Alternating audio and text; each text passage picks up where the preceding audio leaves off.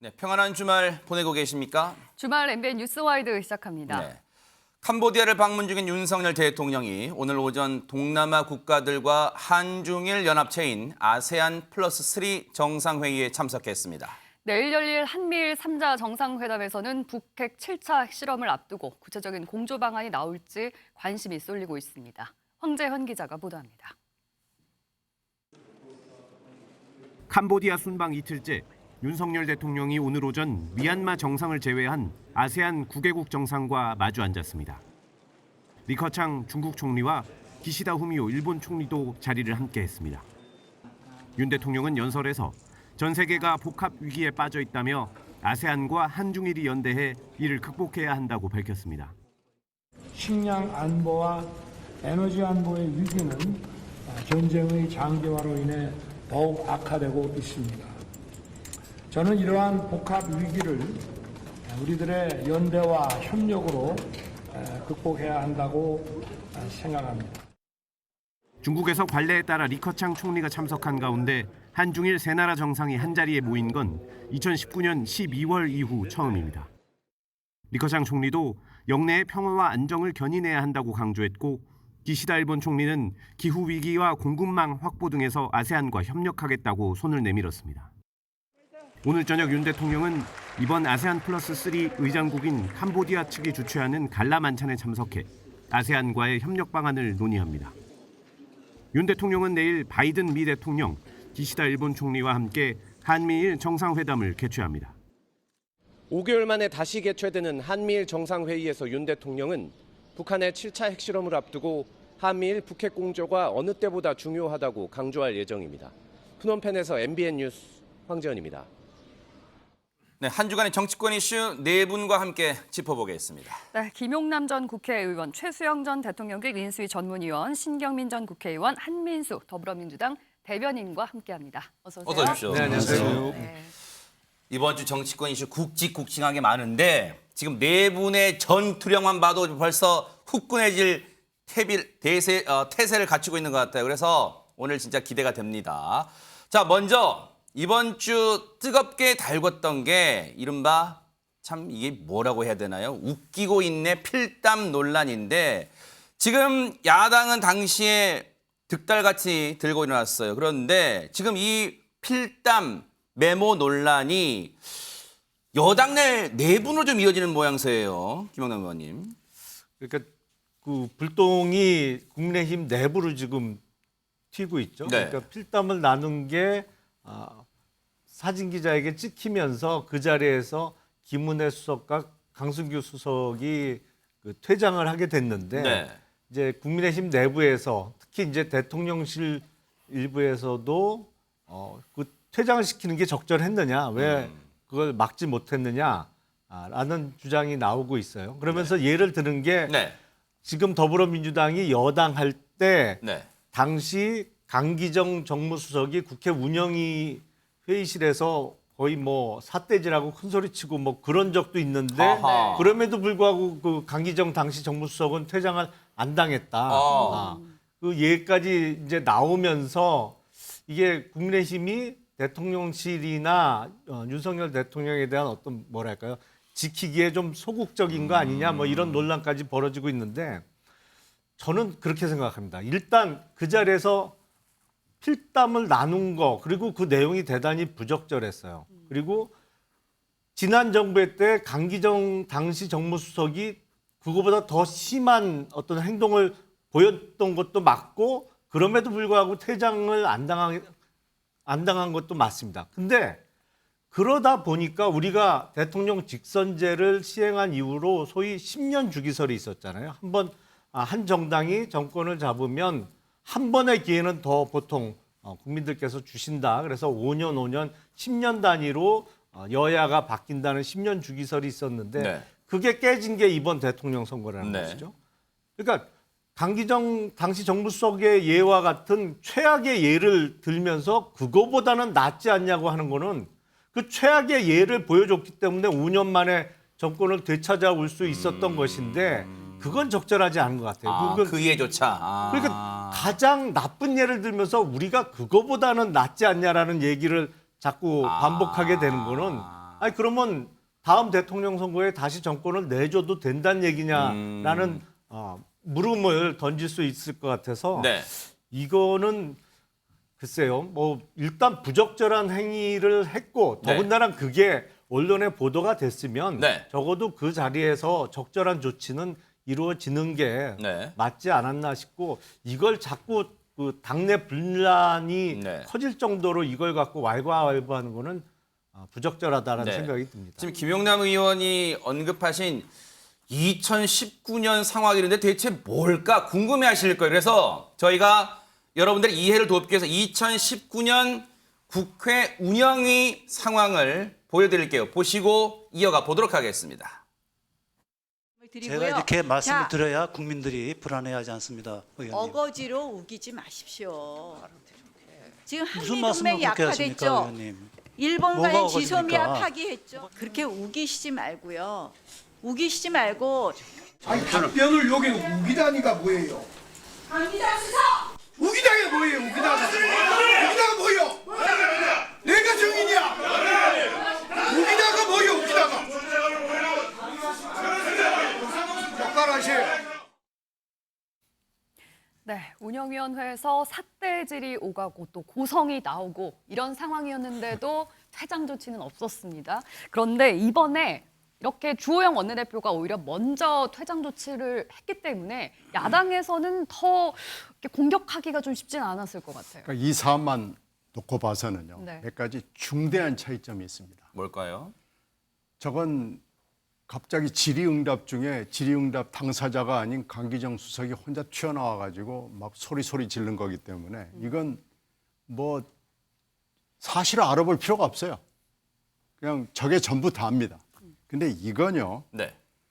강수석 다른 강수석 강신데 하여튼 강수석하고 생겼어서, 네. 네. 강수석하고 김은혜 수석이 한참 질의 중이고 그것도 굉장히 심각한 질의. 이태원 참사 사태 아니겠어요? 엄중한 네, 상황. 아주 엄중한 사태고 그거 가지고 막 집중이 돼 있는데 남의 노트에다가 쓴 거 아니겠어요?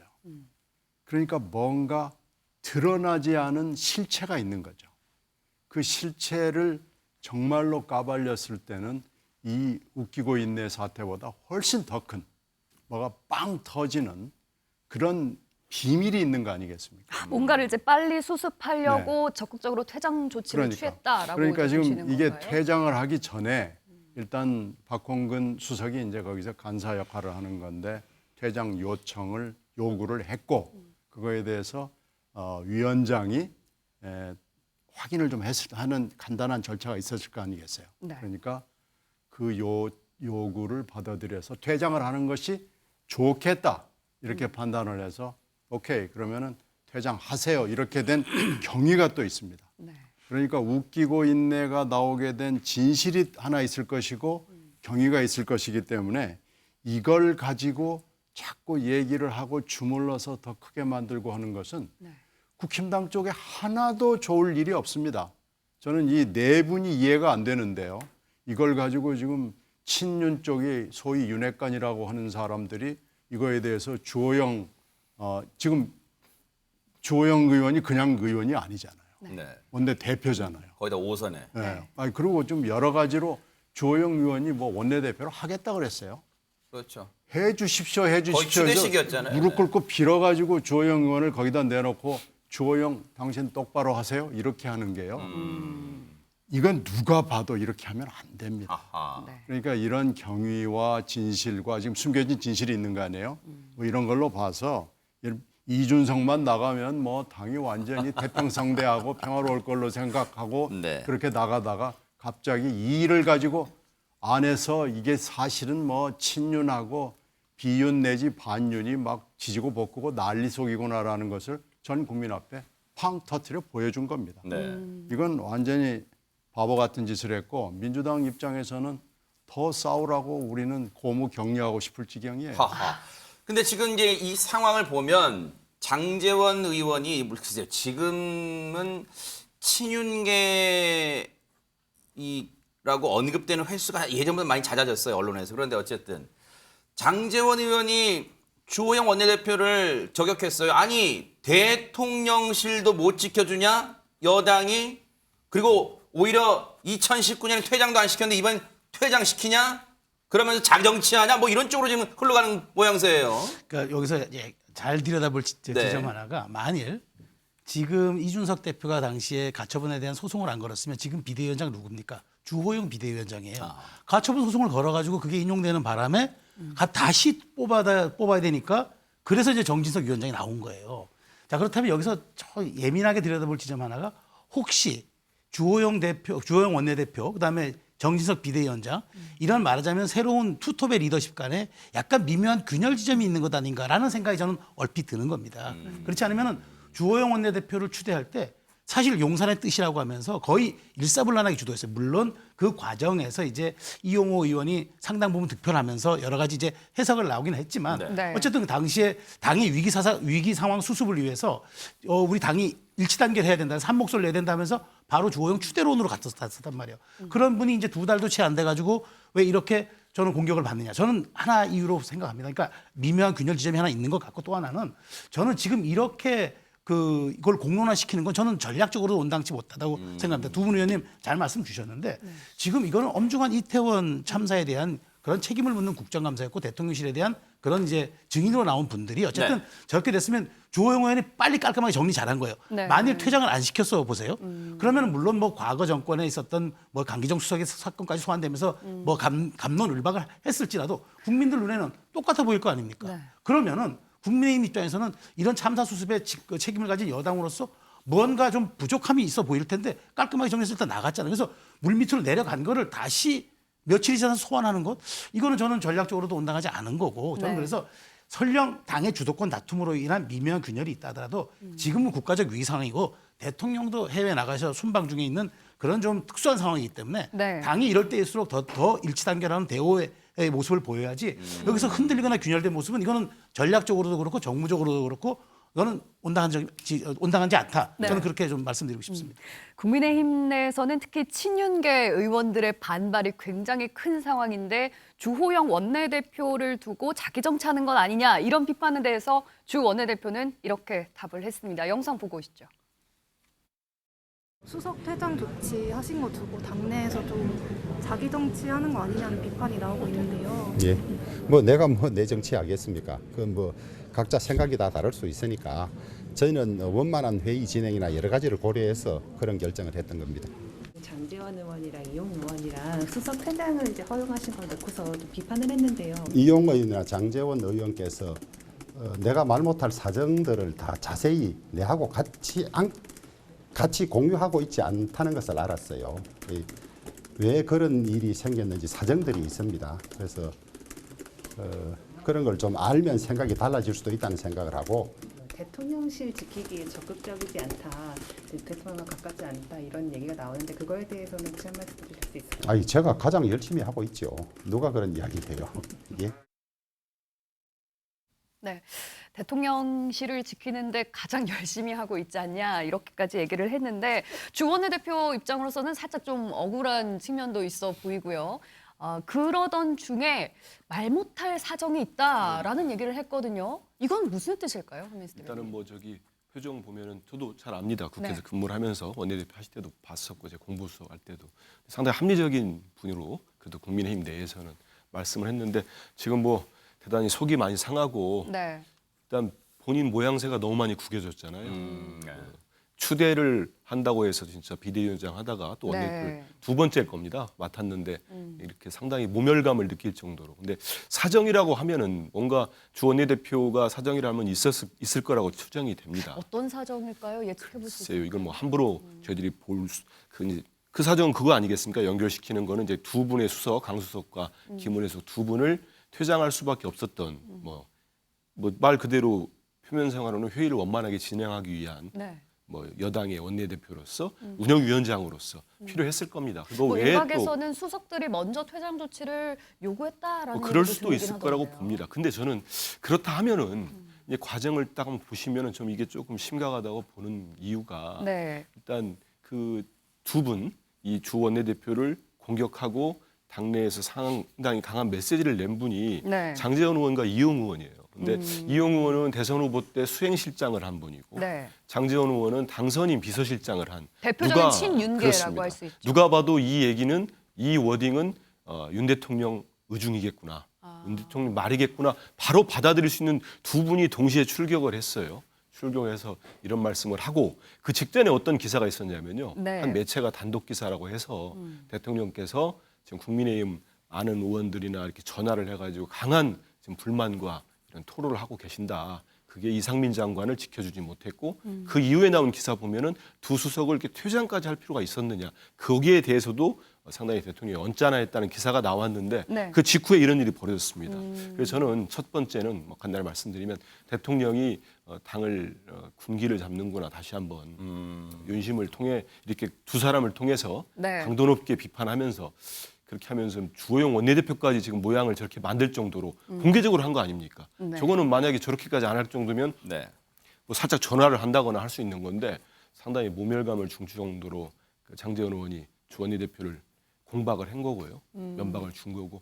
두 번째는 저는 좀 더 우려스러운 게 네. 이런 부분들이 정말 이 12구 참사, 이태원 참사에 대한 대통령의 시각을 이 당에 전달하는 거 아닌가. 왜냐하면 조영 원내대표가 이제 여야 협상의 최일선에 계신 분 아니겠습니까? 그 네. 책임자고. 네. 하다 보니까 국정조사에 대해서도 최근 입장보다는 전의 입장은 좀 검토할 수 있다는 입장까지 좀 보도가 됐었어요. 네. 근데 이런 것들을 보면은 대통령실 이른바 윤심과 대통령실의 우중은 이태원 참사에 대해서 이렇게 강경한 모습, 그다음에 장관도 책임 뭐 지우지 않겠다, 아니면 두 수석도 웃기게 있나라는 표현까지 썼습니다만은 다 끌어안고 가겠다. 네. 이런 표현들이 다 담겨 있어서 이 또한 좀 심각하지 않나는 생각이 듭니다. 네, 추가받은 제가 보기에는 주호영 원내대표께서 뭐 그 두 수석의 퇴장 조치나 이런 건 충분히 이해할 수도 있는데 어떻게 보면 기자의 좀 기습적인 질문에 소위 좀 속된 표현으로 낚이신 것 같아요. 그러니까 대통령실 지키기에 적극적이지 않다는 얘기가 있다라는 질문에 대해서 내가 제일 열심히 하고 있다 이런 답변이 네네. 나왔잖아요. 근데 네. 아무리 정부 여당이 정치 철학을 공유하고 한 몸으로 정치적인 어떤 국민으로부터 비춰질 수 있는 관계입니다만 국회는 엄연히 행정부를 견제하는 게 가장 독립적인 큰 기구죠. 책무예요. 그러니까 여당의 원내대표가 대통령실 지키기가 가장 우선순위에 오를 수가 있나요? 그건 아니잖아요. 그러니까 네. 조 답변은 조금 실수하신 것 같아요. 그 지금 여당 내 불협화음이 일고 있는 대목이 지금 얘기를 나눠본 이른바 웃기고 있네 이런 필담 논란이고 또 하나 있습니다. 최수영 의원님, 그 MBC 이번에 이 전용기 탑승 배제 건에 대해서 이제 순방길에 대통령 순방길에 배제된 걸 두고 뭐 지금 이제 MBC고 또 나름 조치는 하고 있습니다만 여당 내에서 이를 두고 또 지금 여러 가지 얘기가 나오고 서로 반대되는 네. 목소리가 지금 여당 내에 나오고 있습니다. 어떻게 네. 봐야 됩니까 이거? 그 지금 홍준표 그 대구시장과 김근식 그 당협위원장 간의 지금 논쟁인데요. 저 우리가 조금 전에 다뤘던 그게 이제 저는 이제 약간 당의 주류 세력 간의 균열 조짐이라고 제가 말씀드렸다면 이 부분은 당의 약간 정체성 논쟁 같은데 왜 이제 이렇게까지 확전돼야 되는지 저는 모르겠어요.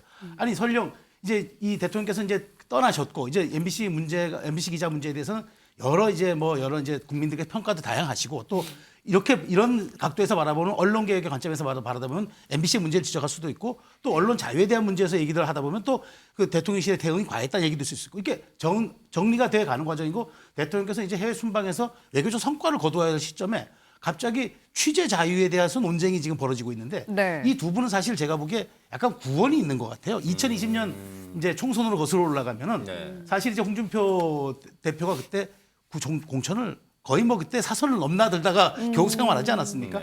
근데 김근식 그 위원장 같은 분은 사실 당시에 이제 그 시민사회라든가 여러 가지 중도 확장성 때문에 네. 미래통합당이라는 이제 당명을 내걸면서 뭐 시민사회까지 다 끌어들여서 이제 통합정당 그래서 중도 외연정당이라고 그러는데 홍준표 시장은 무슨 잡탕정당이지 그게 왜 연합되냐 이렇게 지금 맞서던 그때 형국이 바로 소환되는 거예요. 그래서 그런데 저는 그 홍준표 시장이 지금 뭐 이태원 참사도 그렇고 대통령 해외 순방 중이시고 그렇다면 지방정부의 수장으로서 오히려 자기 역할에 좀 충실하셔야 되는데 저렇게 SNS를 통해서 지금 그렇지 않아도 당의 여러 가지 이런 내분 균열 때문에 좀 시끄러운데 그것까지 소환하면서 그러니까 저는 그걸 얘기하고 싶었던 것 같아요. 내가 당의 주류고 보수 정당의 정체성은 홍준표가 갖고 있다 얘기를 하고 싶었던 것 같은데 그렇다고 이 시기에 왜 저걸 소환해 옵니까? 그리고 김근식 위원장도 뭐 방송 패널로서 여러 알려지신 분이기 때문에 절대 안 지죠. 근데 저런 모습들이 과연 국민들 눈에 어떻게 미칠까? 저 이건 한번 고민해봤으면 좋겠습니다. 그야말로 지금 국민의힘이 사사건건 이제 충돌을 하고 있는 것 같은데 네.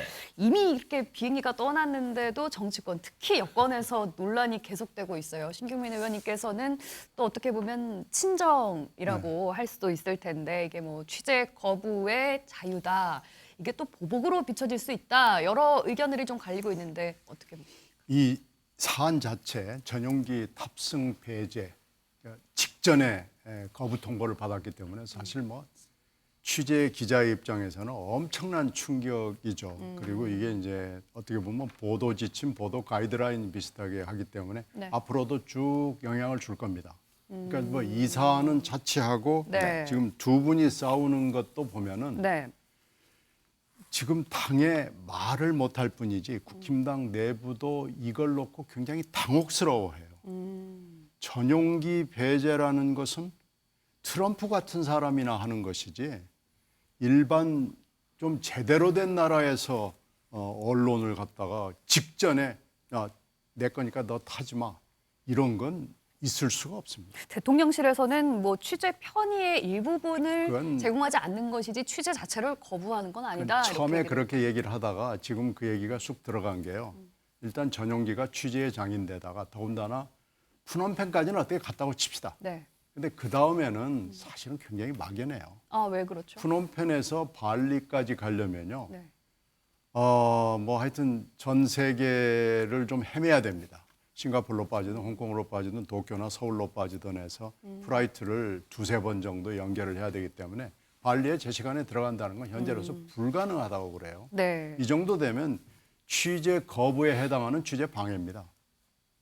취재 방해인지 취재 거부인지 그 경계가 애매할 정도로 이건 굉장히 어려운 아주 극복하기 굉장히 어려운 불이익을 준 거기 때문에 네. 이것은 선진국이라고 하는 나라에서는 있을 수 없는 거고 더군다나 취임사부터 시작해서 유엔 연설 그리고 8.15 경축사까지 거의 자유로 도배를 한 지도자잖아요. 네. 그러니까 자유의 핵심을 이렇게 거스르면서 앞으로는 자유 얘기하면 아마 네. 조롱거리가 될 거고요. 더군다나 지금 이 여당의 생각이 있는 사람들은 도대체 누가 어떻게 이런 결정을 내릴 수 있었을까라고 지금 아마 이게 9월 달에 있었던 뉴욕 욕설까지도 소환이 된 거예요. 그러니까 지금 9월, 10월, 11월까지 해가지고 그 사이에 있었던 여러 가지 일들이 소환이 되고 앞으로 언론에 주는 충격은 대단히 클 겁니다. 그런 상황에서 이 두 사람이 싸운단 말이에요. 근데 홍준표 시장의 경우에는 저는 이해가 가는 게 대표를 할 때 업보가 있거든요. 그때 이 바로 MBN 취재 기자를 취재 불허를 했거든요. 그러니까 이제 본인은 언론에 대해서 이렇게 할 수도 있는 거야라고 지금 하는 것을 김근식 위원장하고 지금 붙은 것 같은데 네네. 이 두 사람이 싸우는 것도 문제지만은 당이 이렇게 서로 손가락질하면서 잡탕이니 뭐니 이렇게 하는 것은요. 이 주류의 내분 필담을 놓고 지금 하는 것도 네. 볼성사나운데 네. 당의 정체성을 놓고 싸우는 것은 당 위아래가 다 그냥 엉망진창이라는 그런 분위기를 국민들한테 네. 느낌상으로 전달하는데 아주 이건 정말로 이런 정당의 모습으로서는 좋지 않은 모습이고요. 네. 이번에 확실하게 된 건 주호영 원내대표는 친윤이 아닌 게 확실해졌습니다. 그러니까 이제 그거 하나는 이번에 그럴 걸 지금 친윤은 다른 사람일 걸라고 여러 가지 여의도에서 가십이 있었는데 주호영 의원은 탈락이다라는 건 확실해졌습니다. 혹시 서운할까요, 주호영 의원이? 근데